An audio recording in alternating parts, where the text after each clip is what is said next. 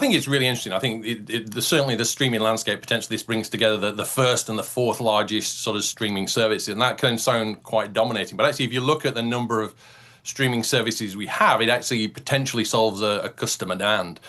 Something like 30% of people have 4 or more different video streaming services. And if you watch sports, then you probably have 5 or 6, because those tend to be more spread across different services. And all our Bango data shows that customers are crying out for simplification and consolidation, and that's sort of what we've been doing. So in some ways, bringing these two together makes a lot of sense for a consumer perspective. I think it needs to sort of be put in perspective, right? We're bringing these two together. The question is sort of what follows after that, because I think the last thing we want to do is recreate, and if that what Netflix disrupted, which was that big cable TV package. So you don't want to end up with one streaming service that is so expensive it just looks like the cable packages used to look like sort of 5 or 10 years ago. By the way, if you were, Paul, in charge of the FTC and you had to look at the streaming universe, obviously Netflix and HBO and Prime are in there. Would you also include YouTube and Instagram and what's the Chinese one, TikTok? Yeah. Would you include all those as well? Yeah, for sure. And I think the media landscape is traditionally evolving. And we've talked about things like the death of sort of live TV for some time now. And live TV has really become now to a point where it's sort of news, big social events where maybe there's a voting element, something like, the Oscars or the Golden Globe Awards or sport. And really, it's sort of really live TV sort of relegated down to those. And the people that really will survive in this media landscape are the people that embrace these sort of changes.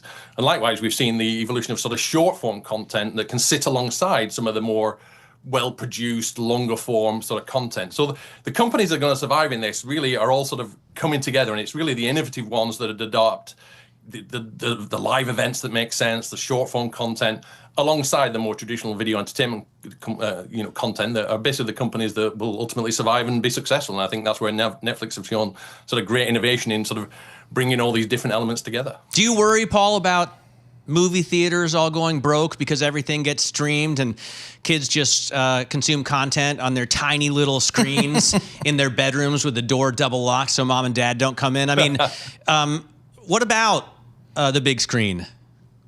Yeah, no, I think that's an interesting thing. And Netflix historically have gone for sort of more niche or limited cinema releases to get sort of prestige or to qualify for sort of awards. I know they've committed to extending and not taking all of the new content, should the acquisition be successful, directly to streaming, and still preserving those theatrical releases. But I think actually the theatrical industry has to sort of reinvent itself. It has to create more of an experience, not just be about seeing something on a slightly bigger screen in a slightly different seat. It needs to reinvent itself and create that experience. And I think if it does that, there'll always be a place for it, right? It's much more of a social element. And so I think it's a case of just adjusting the experience. Paul, let's talk about big time sports. I'm talking NFL sports. I'm talking English Premier League, the stuff that really moves the needle. Is that programming in size going to move to streamers? Yeah, I think what we've seen is ultimately it's become fragmented, so it's becoming more and more different places, right? And I think that's a challenge for the consumer. And there's a question of, if you're a massive fan, how many of these sporting services are you willing to sign up for to see the complete season? And I think we'll get to a point pretty soon where we're sort of a breaking point. And certainly our research has shown that if you're a sports fan, you probably have an extra 2 or 3 different subscription services purely to get your entire sports, whether that be NFL or whether that be soccer, just so you can see the full element. So I think it actually will for sure evolve to the streaming. The streaming players will be involved. I think that then becomes a question of how many players are really sustainable. How many people can you divide a single season between before customers just get turned off? Yeah, I would think sports fans are just unhappy people right now. Because you know what? When we were kids, Paul, you could watch all of the greatest sports on your free over-the-air broadcast television. And now it's just impossible. No. So it's that's why if you're Paramount, this is a have-to-do deal. If it's Netflix, it's a nice-to-do deal. But if you're Paramount, you got to own Warner Bros. What does David Zaslav do here, Paul? I mean, goes to the bank. This is a guy who, when he changed HBO's name to Max, he looked like a chump. But right now, he looks like an absolute hero.